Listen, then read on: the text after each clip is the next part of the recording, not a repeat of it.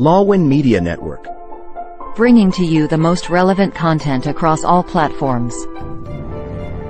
Business, legal, politics, health, lifestyle, and entertainment. Your source for all the news and updates in the greater Houston community from Texas and all over the world. Get informed and empowered with Lawwin Media Network.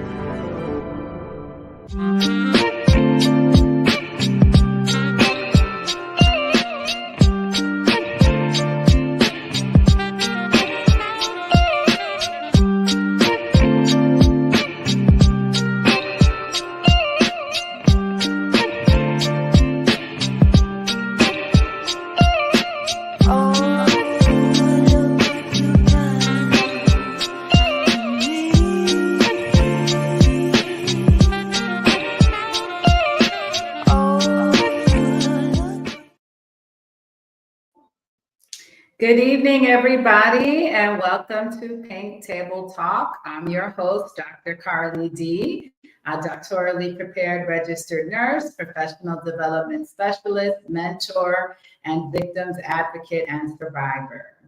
Tonight is our last episode for season 3. I'm so excited that we had such a wonderful season this year. We have so many wonderful guests who have came on and shared their wonderful expertise, knowledge, experience, and inspiring stories. So after a short break, we will be back with season 4 with more exciting and interesting guests. So definitely stay tuned and look out for season 4. As always, the show is produced by Lawwin Media Network, and we are available live every Wednesday at 7 p.m. Central, 8 o'clock Eastern on Lawwin Media Network's YouTube Live channel, Facebook Live, Twitch TV, and over 18 different podcast platforms, including Apple, Spotify, Google, Amazon, and I think there was another one, iTunes Radio, iHeartRadio. So just stay tuned and watch. Watch us live is the best way. So that way, if you have any questions, you can ask our guests or you can ask me questions during the show. And if you don't get to catch us live, you can catch us on our podcasts at your leisure.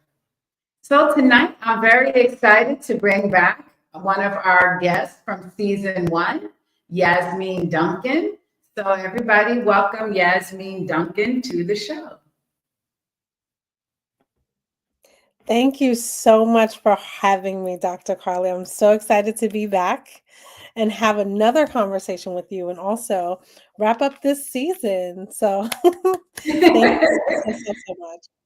Thank you so much. I'm so excited to have you back. We had a lot of great feedback from your first appearance during season 1. And you shared with us a lot of great knowledge that I actually wrote down. I wrote my notes and I've been talking with other people when they tell me about issues and things going on at their job. I'm like, well, this is what you need to do.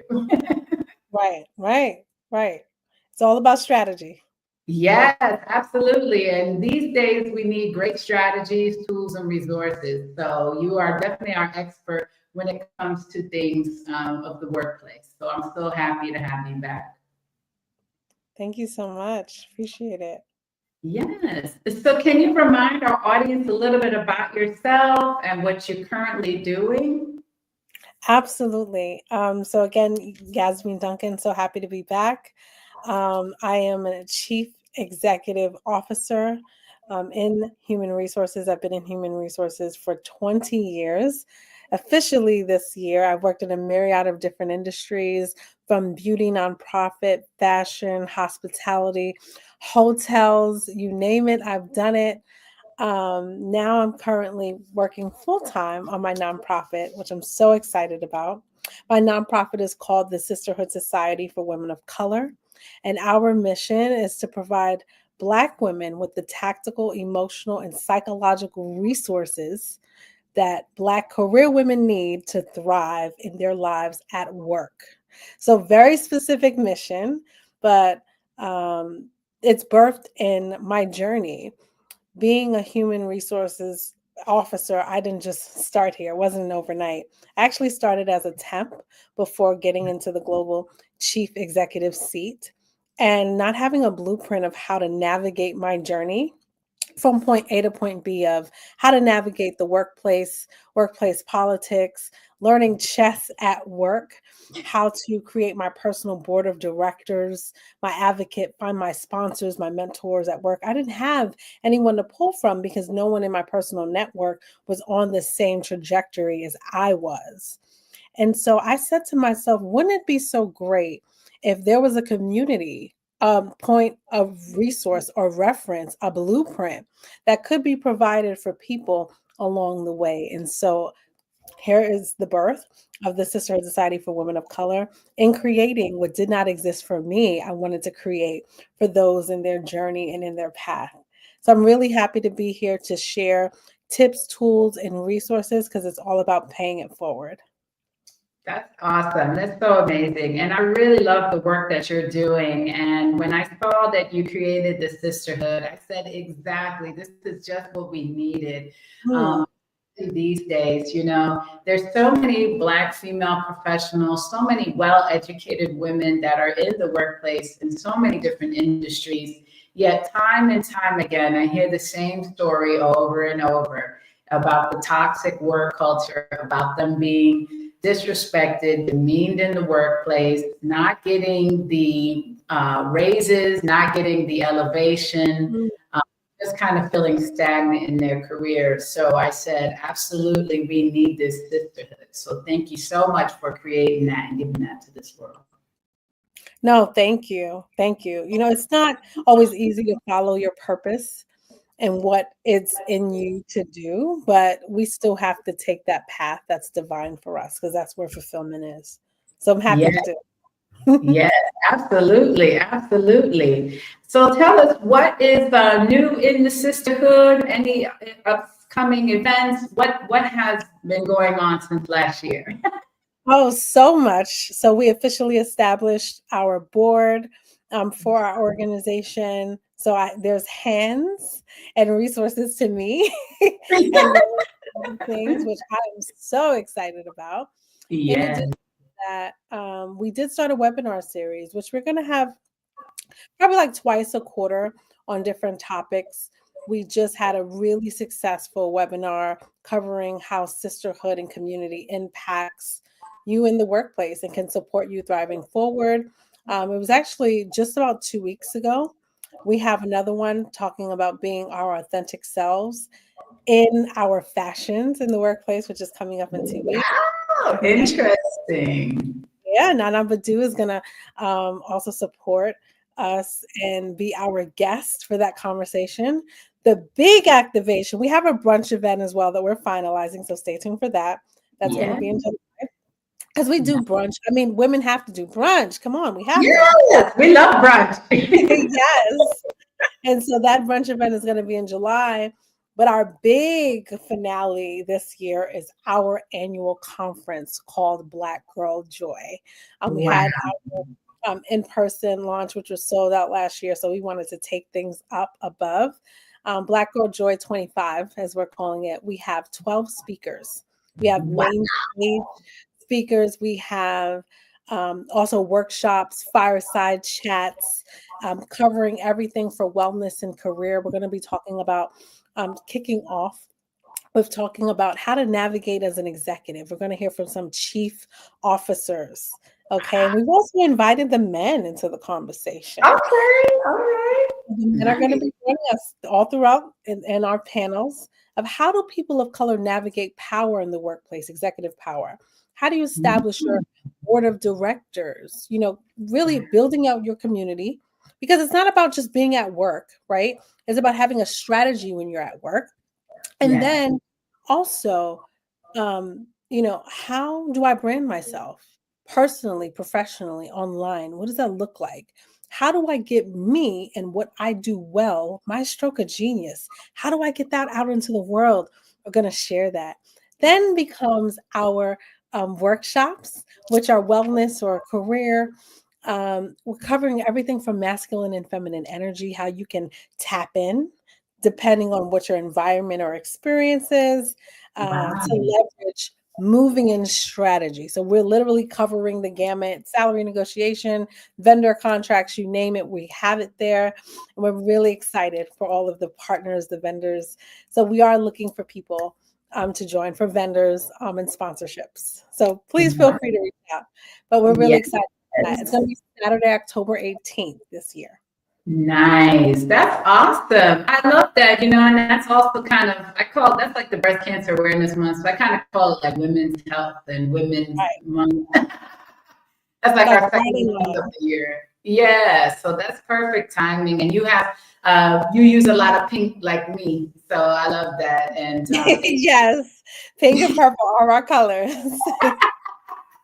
And it's just so warm and welcoming. And to me, it's just so empowering, just seeing that you guys do these conferences, these workshops, and you also have beauty in it, because we can't forget beauty. We love, like you said, we love a good fashion. We rock our different hairstyles, so we can't do an event and it be plain and boring. We got to do over the top. We got everything beautiful. So I love that. So it's going to be wonderful, and I'm looking forward to it. And I would love to be a part of that and go and learn some knowledge and take in some of that knowledge.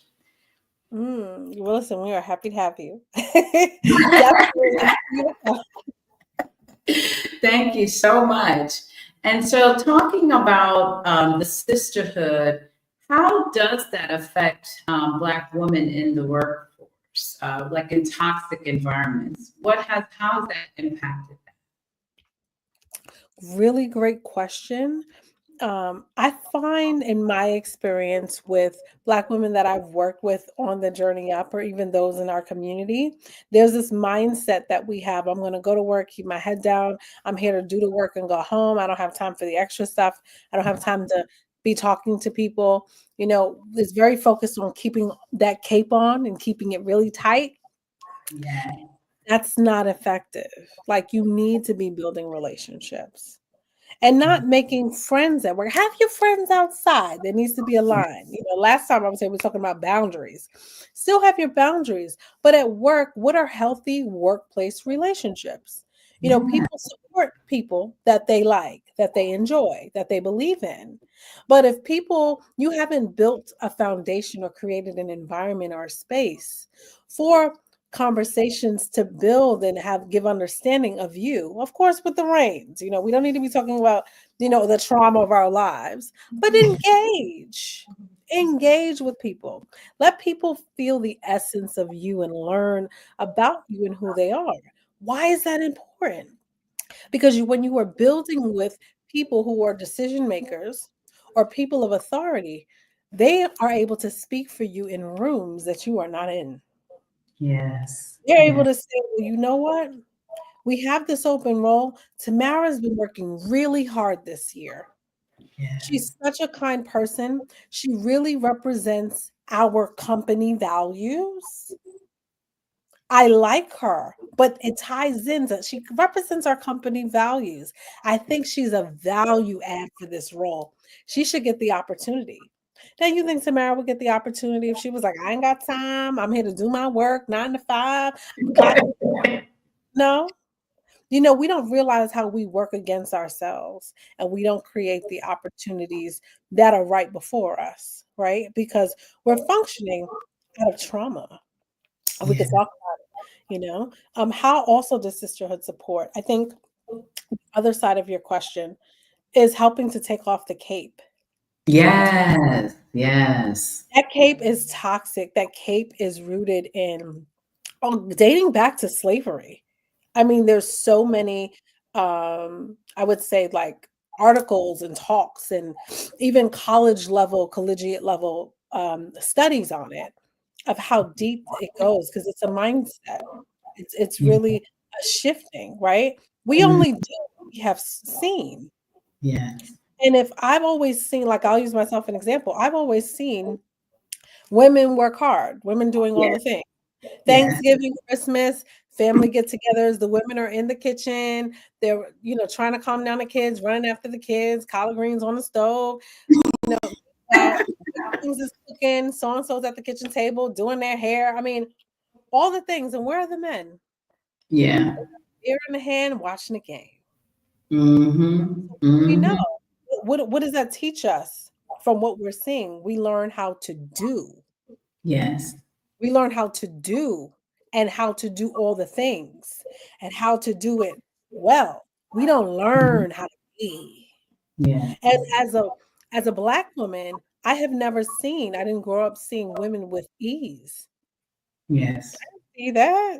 Ease? What does that mean? Girl, you Yeah. got stuff to do. We ain't got time. Pick up them bags. We gotta go. Yes. And so it's a different mindset of functioning. That cape has not served me.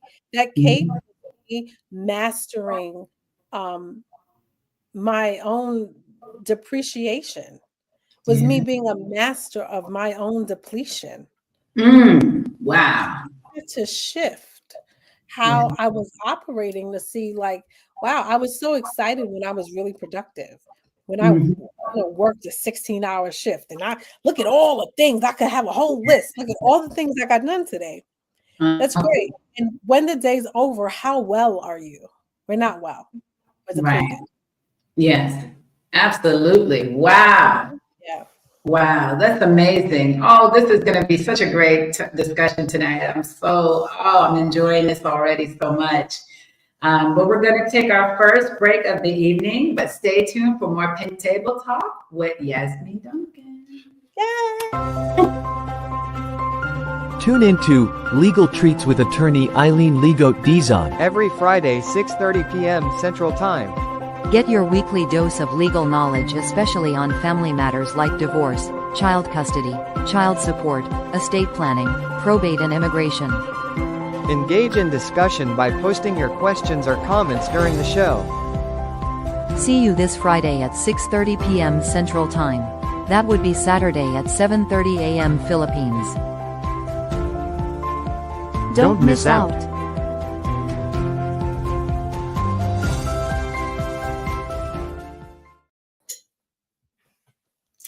Welcome back to Pink Table Talk. Tonight we are talking with Yasmin Duncan, HR specialist.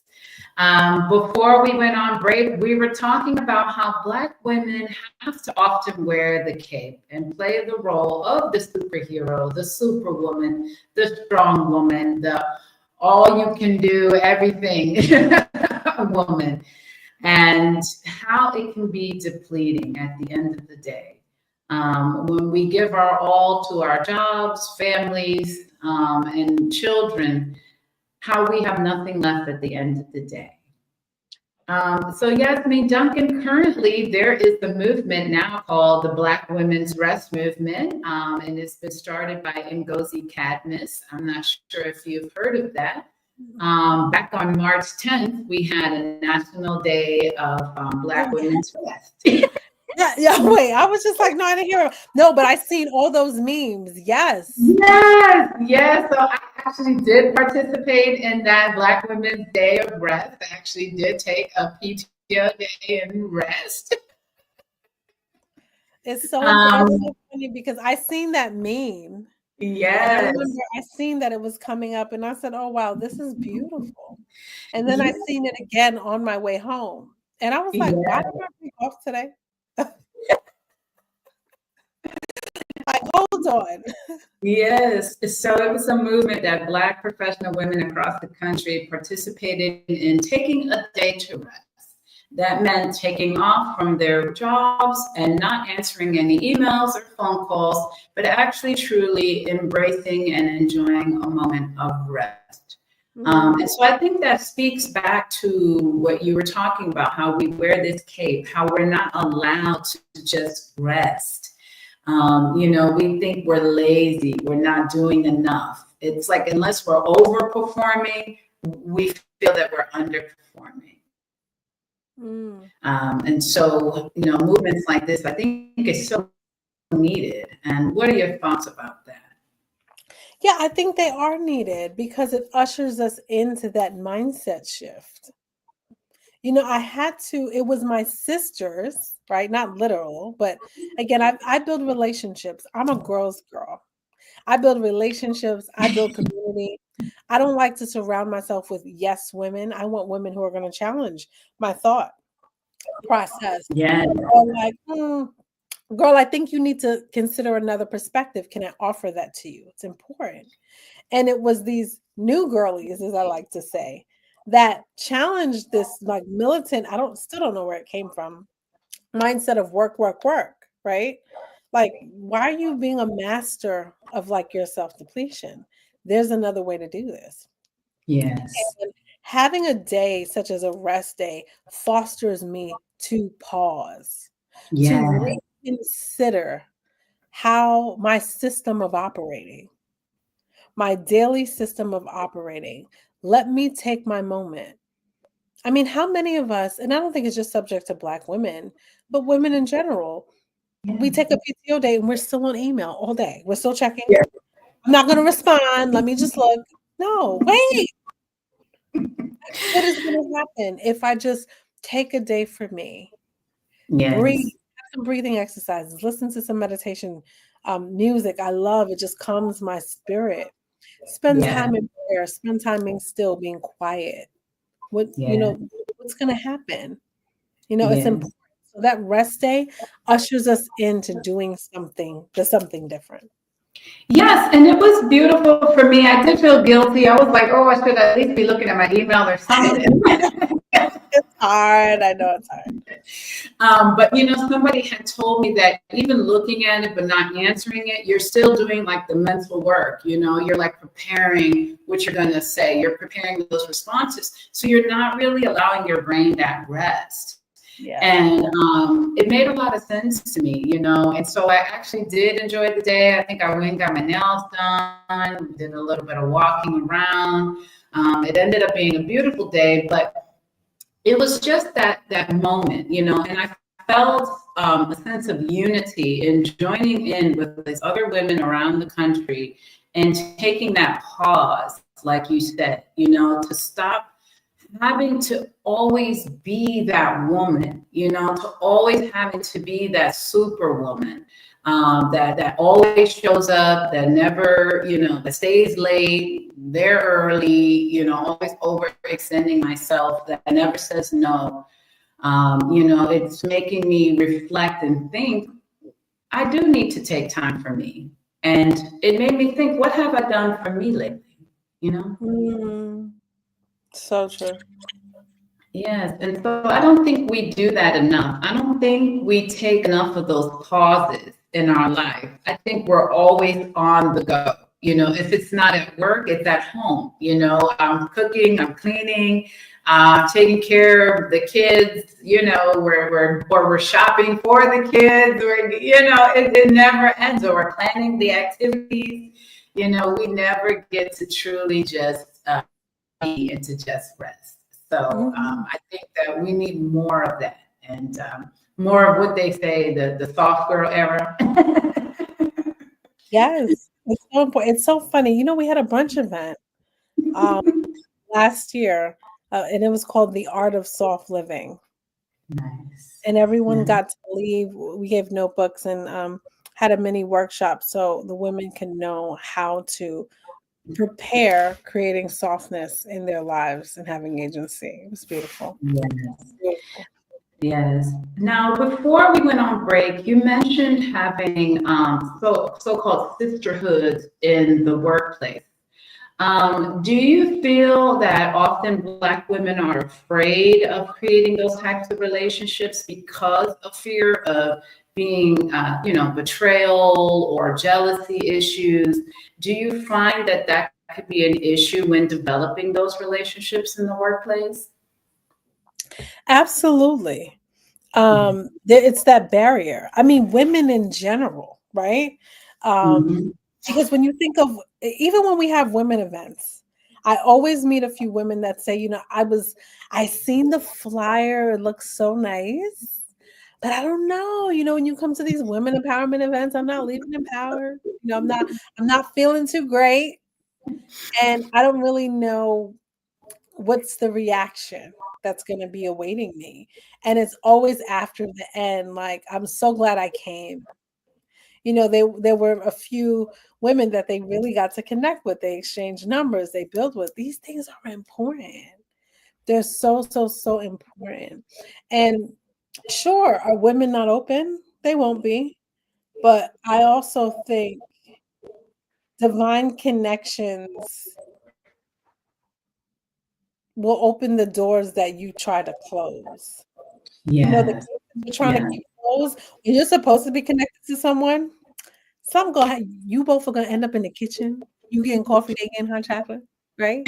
But something's gonna come up, or they may be in conversation with someone, or that person joins you in, so you guys get to feel each other's vibe.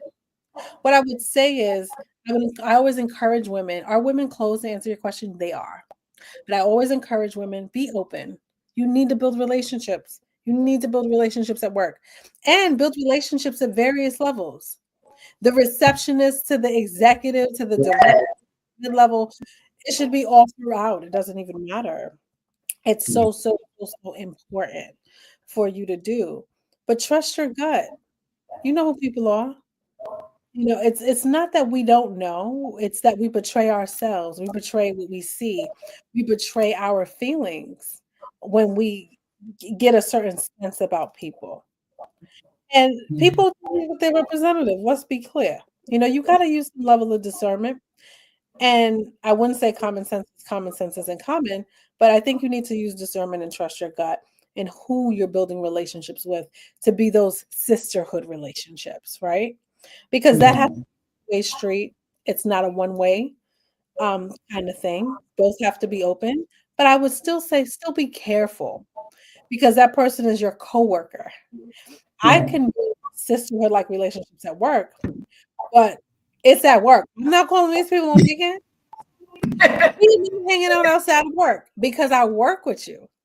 Now, when I don't work with you anymore, say if I'm no longer at that employer, oh, that's a different thing. We can kiki and catch up. As long as we work together, child, you have me Monday through Friday, and we're gonna support each other in Yes. the job Monday through Friday because it's your sisterhood, like coworker. You know. Yes. And I keep that rule also with my social media. So if I'm still working at that place, oh, you are not getting on my Facebook, my Instagram, none of that. No, yeah, no, like you won't even find me. I have to No. put obvious like social name in the book, but like, yeah, I will still block because we're not on that level. Like when I will tell you, people don't even have my cell number. I've worked with people and great rapport and all the things. We don't up to like over a year. And it could be like a colleague of mine, like, well, they won't even have my cell number. Yeah. And Yeah. I had a bad experience early in my career with that. And yeah, it didn't work out well. it's like So very different. yes, absolutely. But I like that. That's great advice. And I believe that because, I have used discernment too when building relationships at work. Sometimes you can feel the negative energy coming from a certain coworker, or if you see them gossiping and spreading rumors and lies about somebody, that's definitely not the one that's going to be your go-to girl. you Absolutely. know. Because they're gonna do the same thing with you. Can I tell you my rule for life? Can I tell you it applies to this is my personal number one value. Well, it would be number two outside of Jesus loves me and he has my back. Okay. That's my number one. My number two is how you do one thing is how you do everything. Ooh, I like that. And when you see a person gossiping about people in the office, that's exactly what they're going to do with you. You actually have the full visual demonstration of how they're going to operate with you when you're not around. Yeah. That's how you build a relationship. And Wow. even to the smallest things that people do, how they do that one thing it will show up in their lives in all a myriad of different ways, personally and professionally. the goal that we want to do is to ensure that we are paying proper attention to make informed assessments. And so that our actions, we know how to move forward, right? We know how to operate because we are paying attention to what people are doing. Mhm.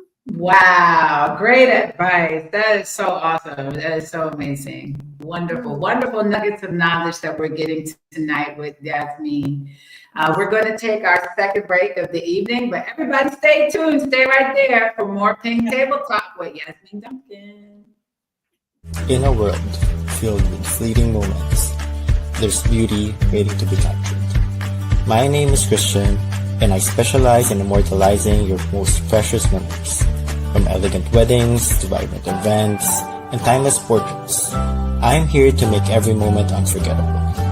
Let me tell your story through the lens. Contact me today and let's create magic together.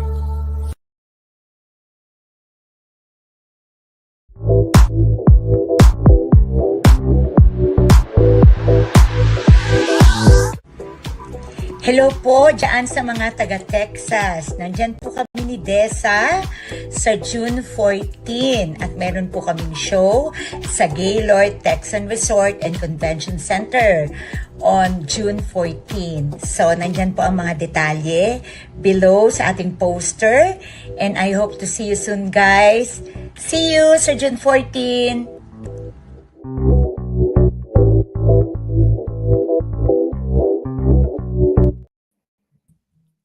Welcome back, everybody, to Pink Table Talk. Tonight is the final episode for season 3, but stay tuned. We will have season 4 starting up shortly thereafter. Tonight we're talking with HR specialist Yasmin Duncan. Before we went on break, we were talking about gossip in the workplace. So, Yasmin, speaking about toxic behaviors in the workplace, how can a Black woman in the workplace navigate microaggressions? And can you talk to our audience about what are microaggressions that Black women face? Absolutely. Microaggressions are those comments that can seem subtle, but they really aren't, right? They are comments that I like to say are poking, right? To your intelligence, to your abilities. They could be even making fun of you, of your intelligence, your abilities, your capabilities, your physical appearance, and just to give an example of certain things that could be said, because I've had a myriad, unfortunately, but fortunately, because there's a lesson in a rainbow everywhere. I have had some incredibly awful things said to me and said in my presence in my career, which is like mind-boggling. Let me give you an example. One time I was working in the fashion industry and they had a sample sale. I won't say what employer. And listen, the sample sales, and the sample sales were now announced internally only for employees before it was posted to public. And when I would tell you, you're talking about like 75% off. I mean, bags on bags on bags. I mean, sunglasses, you name it. Okay, you name it. Really, really big. And I'm like, okay, wow, I want to get. I just said, let me see what they have. And I'm seeing a bag for my mama, my cousin, my sister. She gonna love this wallet.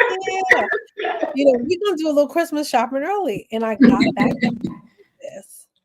And there was my boss that was a VP, and there was 2 directors there. We're all on the same HR team. My boss, the VP said, "Oh, what did you get?" Like, you got a big bag. I needed help coming back to the office. I had okay. With my coworkers, and people when I got back to the office, it's like, let me buy this bag off of you. I'm like, no, this is for my auntie. So I showed her, and she was like, oh, you really looked up. This is some great stuff. And the 2 directors were looking at all this stuff. I was so happy. I got a good deal. I found really great stuff my family will love. And one of the directors said, like there's a policy on that, and you get fired for resale. Oh my God. Oh. And I like when I tell you went over my head, because I was like, what? Why would I resell it? I told you I'm gifting this to my family. And he's like, no, there's a policy. So then he says, there's a policy in the handbook about reselling. Oh my Like God. that's like how people bootleg. Yeah, you can't resell that. That's termination. Oh my gosh. Woo! And so this is just one of example of thousands that I have.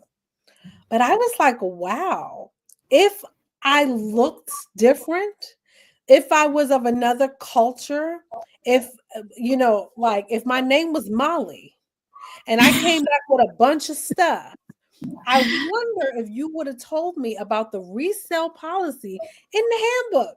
We had a sample sale. I mean, multiple people bought more than five, anywhere from 5 to 10 items. It was like ghastly. Yeah. But an example for microaggression. So these are assumptions made about you based on stereotypes. I've been in another conversation where, the executive team was trying to figure out what we should get for like Employee Appreciation Day for food. And an executive level says to me, oh, Yasmin, I know what you want to order. And I was like, what? I was kind of confused because I've never went to lunch with this person. We haven't had any conversations for them to know what I like to eat. And as a matter of fact, I'll do you guys one better. At the time, I was actually fully plant-based, like vegetarian / plant-based, okay? Not plant meat, like real life plant-based. He goes, I know what you would like to eat. And I was like, you do? And he was like, fried chicken and watermelon. Come on. I know you want some fried chicken and watermelon. I was going to say that. Oh my God. That's exactly what came to my mind. I was like, I know they're going to say, oh, terrible. So these are examples of microaggressions in case you don't know what they are. How do you combat that? You can respond. Example, for the last example. Actually, I'm plant-based, so I don't even eat meat. I don't know what gave you the idea to assume that fried chicken is what I would like to eat. That's very interesting to me. But the watermelon, I'll take that because I love fruit. That's cool. And I did respond, by the way. And that's exactly what I said. What's interesting with microaggressions when you address it is, although the comment was so outlandish, when you respond politically correct, proper tone, mild, you're not giving Shaquita, as they say, you are responsive like, did she say that? And I'm just like, did y'all hear what this fool said? Like, what? So I say that to say, you can respond and you should. You can respond because you are an adult at work and something was said to you that was very uneducated.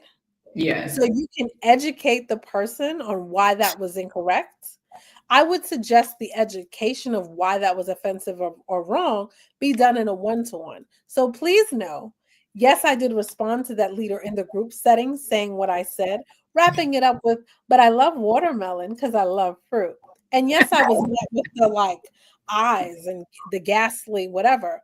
I didn't allow the reaction to gaslight me to question myself because I knew I was correct. I well represented myself, articulated my point, landed the message.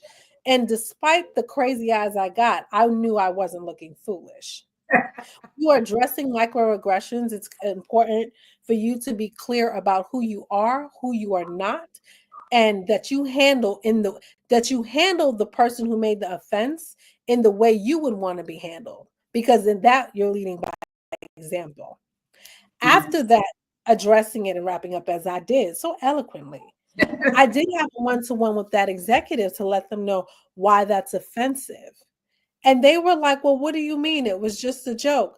And then the same. And I said, if my name was Molly and I was blonde hair and blue eyed, would you even ask me if I even ate fried chicken? You would probably assume I ate a salad. But I bet you what? You probably wouldn't have made the joke in the first place. The point that I'm making is it's offensive. You may not be aware, but I want to let you know. And I didn't want to say it in front of the group because that's embarrassing. I don't want to do that. Right?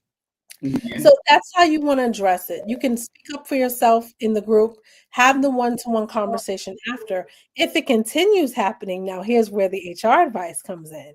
You start to document. And what that means is you keep a Google Doc in your email account or on your personal computer, not your work computer, and you document the date and time and the comments that happened and the people that were present. And if it continues to happen, and note when you addressed it and what you said, recap the summary. Don't add sauce. It's already enough sauce in it. Just document exactly what happened. Continue to document what happens. If it's consistent enough, consistent meaning 2 or 3 times is more than enough, escalate that conversation to that person's manager or the senior leader. Document and recap that conversation too. Why is that important? Because it's a record. And I'll do you one better. You can write it in a Word doc, but email. You can take whatever day and time, email it to yourself because it's a timestamp. Look at that. See, great. That is permissible. And why is this important? Because in HR, we are responsible to ensure that the companies are protected that we work for. But one thing that was always interesting to me is employees know their rights. No one reads that handbook, and you should, because those are your rights and your bylaws of what the company can do, should do, and shouldn't do. And you want to make sure that you're being HR for yourself, even when you may not have HR being HR for you as an employee. Wow, look at that. See, such amazing advice. Wow, we all need you in our corner, Yasmin. Listen, I got you, girl. I got you. We have some comments from our audience. May DeVera said, definitely learning a lot from these two beautiful and powerful women. Thank you so much, May DeVera. And then Mimi DeVera said, I have a question actually. She says, if you were to become the president of the United States, I would love that, by the way, Madam President. I know that's right? What law will you pass that will be beneficial to Black women or Black people in general? That's a great question. Wow. Interesting. That's a phenomenal question. Well, for starters, I'd bring back everything they tried to veto out and cancel. Yeah. Let me start there. I make DEI mandatory, okay, as a mandatory position and department in companies. It was very performative after 2020, unfortunately. But yeah, I would reverse everything they just adjusted. But the first thing that came to my mind was reparations that we have never received. And it would be reparations, absolutely. For every Black person, Black women, and Black men. But I also think reparations are due across, even from the Native communities that have been stripped of their resources, their land, and their oil, even on their preservation grounds. Yeah, I would put reparations back in place to be due for the cultures that were pillaged.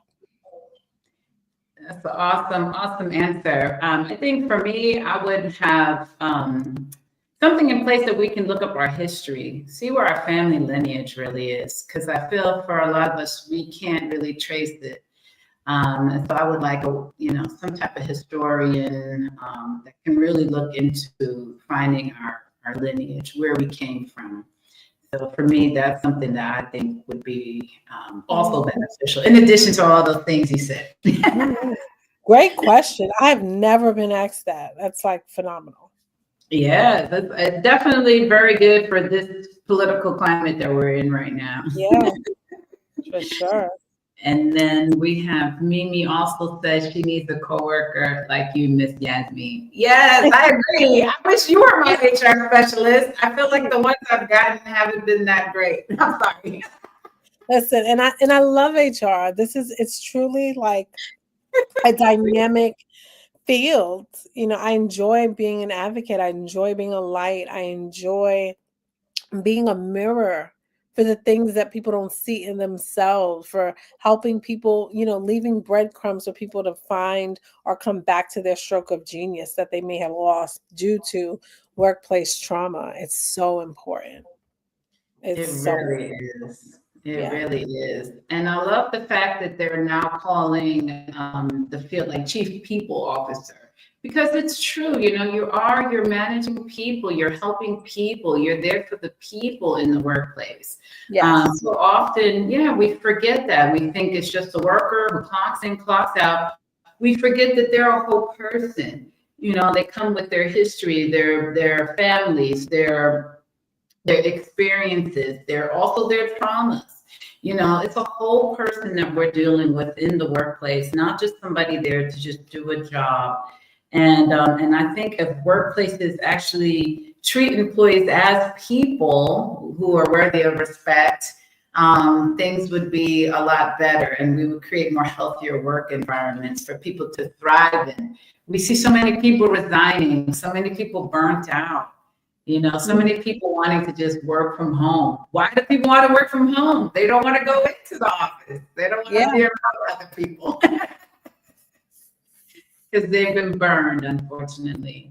And so I hope that there's a shift coming soon in this area. I hope so. I really hope so, but it doesn't look like that's going to happen anytime soon. No. So that's why we have specialists like you giving advice. Listen, I'm here for it. Yes, thank you so much. We're going to take our last break of the evening, and then we're going to wrap up with Yasmin Duncan. So stay tuned, everybody.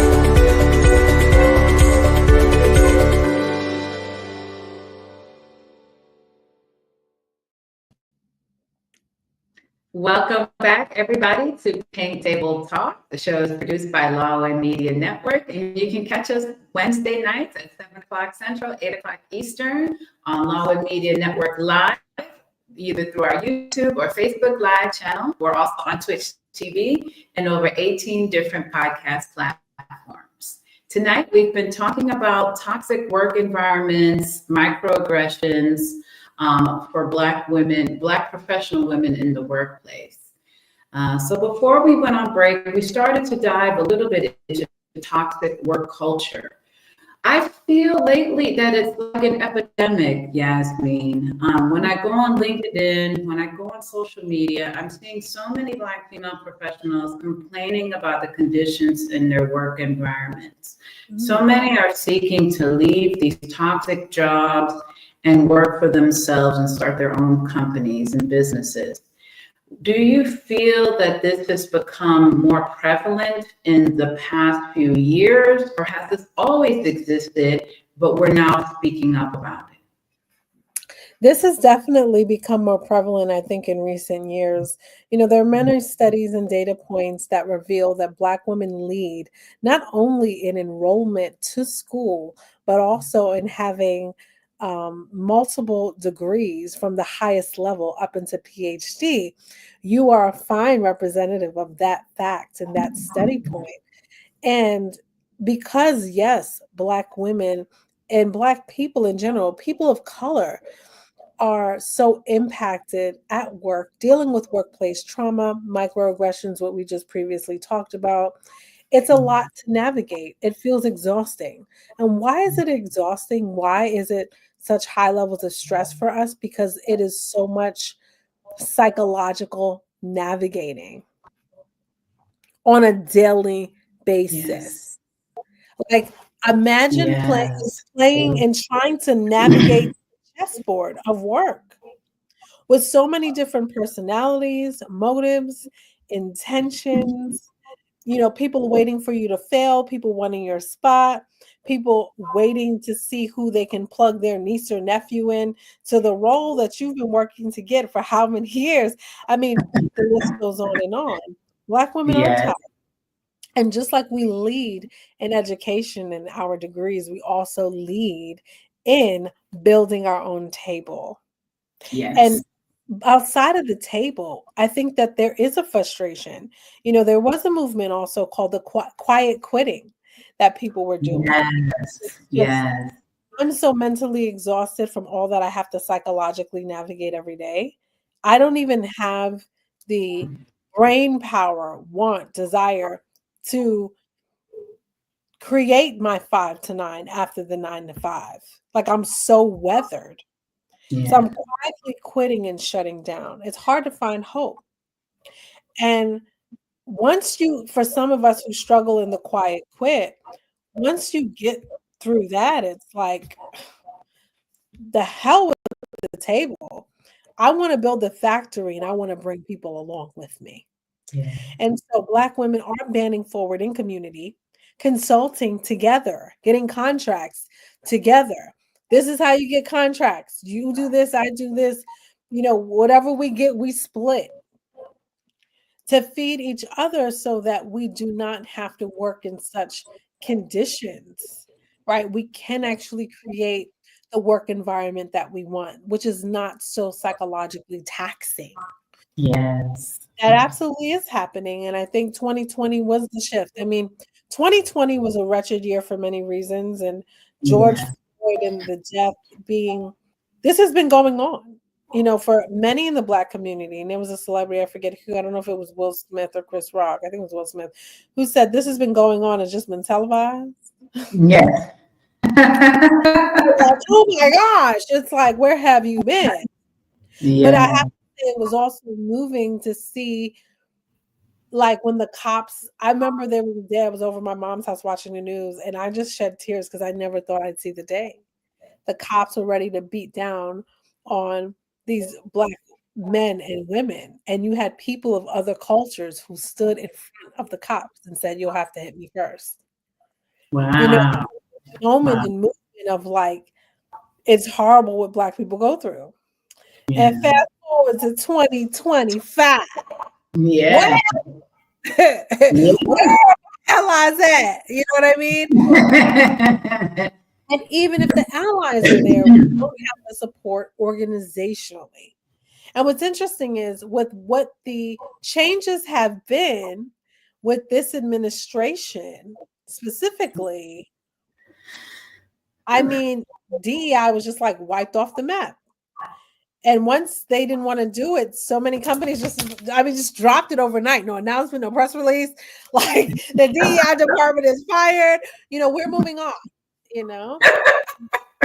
Even though the companies and organizations are moving on, we aren't moving on. Yeah. Many of us are still bruised from those that we've lost, those who were beaten, those who were murdered, or just all kinds of things. So we are building our own table, and we're doing it in community, and it's beautiful. But I will say, what there is a surgence of now is communities of color coming together. Yes, absolutely. Absolutely. Yes, it's beautiful. Yes. Oh, it is. And that's why I said I really love the movement, because it wasn't just one person. Because, every now and then you might see somebody post and complain about their job. Mhm. But when I started seeing it was dozens and dozens of women, and I'm looking at all their credentials, and I'm like, ABCD, blah, blah, blah, blah, blah. I'm like, what? I was on. Yeah. Yeah. I'm like, why are they going through that? Like, these are big, like, positions. They're in big positions of leadership. they're working for these amazing companies, these big name companies, and they're going through just horrendous psychological trauma every single day. And many of them, of course, are afraid to leave for financial reasons, and things like that. But now people are starting to kind of shift from this financial dependence to, you know what, I'm going to prioritize my mental health and emotional well-being over money. And so we're starting to see that shift coming now. And I think it's about time. It's overdue. I remember growing up, my mother, she was just, a medical secretary for a hospital.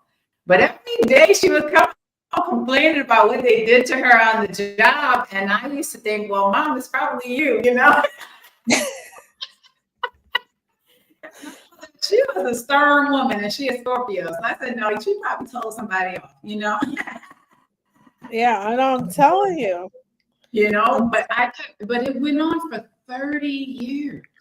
30 years. And when she started talking more and more about the traumas, the aggressions, the harassments, everything that she experienced, I kept saying to myself, well, just leave, just leave, just leave. But unfortunately, she didn't have the education to just quit that type of a job. She had to stay. But what she endured must have been just so traumatizing for 30 yees. And that's what our parents' generation did. They stayed for 30 years. They stayed till they retired, just dealing with it. Just dealing, yeah. But us millennials and Gen Z, we're not doing it no more. So millennials, we're quietly quitting. But Gen Z, they out 30 days, 6 months. If you traumatizing them, they're gone. So, something has to shift, something has to change. I'm not sure when that day will be, but I'm glad we're starting to have that voice. We're starting to recognize that these are problems, and these behaviors are not acceptable.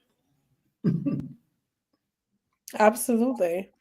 And we're finally, I think so much has happened that we're tired of doing. All we've seen is Black women do, our parents do, we've been doing. We've been wearing the cape and doing all the 1,000 things and navigating the day. Then to come home, the family is trying to go to school and get every degree and every certification just to be counted, just to be considered worthy, just to be considered for a promotion. We're tired. And now we're at the point of being. I believe in doing deep work and doing your self-development. And when I read on successful people, and I like to hear about millionaires and their habits, I'm one of those people and watch YouTube videos. This person's habit, this person's morning routine. They all have coaches. Yes. They have like 5 to 8 and 9 coaches.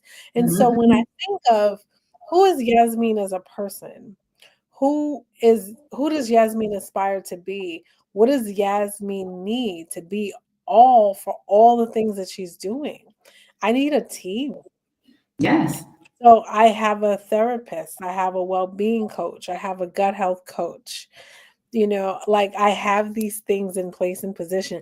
I have my personal board of directors, people I know who are a sponsor for me, an advocate for me, all these things. Then I have a actual board of directors for my nonprofit so that Divine Mission can run. I have teams to help me be all that I can be for all the things that I need to be, that I need to do, but all that I need to be for the things I need to do require that I have a team so that I can move and operate in excellence, so that I can ensure that I am moving in strategy and maintaining myself and not depleting myself in the journey. So important. If we can learn how to manage ourselves well, man, half the battle's already won. There you go. Preach. Ooh, I felt a rise in my spirit, girl, when you started talking. Felt like I was back in church. I'm telling you. It's so true. Just a couple of years ago, I would say it's about 2022, I realized all of the projects, all of the things that I was doing and managing, I was like, I need a team. I was like, because I'm just like you. I started reading, like, what do these people do that have these big, like, companies, big Fortune 500 companies, these millionaires? They have a team. They cannot do it by themselves. They have a person for this, a person for that, a person for this. And I was like, team. And it also relieved me from the pressure of doing it all. I was like, I need to delegate. Yeah. So I started delegating, and it freed up so much of my time that now I can enjoy, some time with my kids, watch a movie or go to the park with them, or even just to sit in the evening with a glass of wine and just read or something, not having to do it all, is just such a relief for myself. And it's been more productive and created more success as well when you have, when you delegate these things out. So I definitely agree with that advice. It's so true. I mean, you need help. Yeah, We we I don't can't do want it all. the cape. I don't want the cape. It didn't serve me.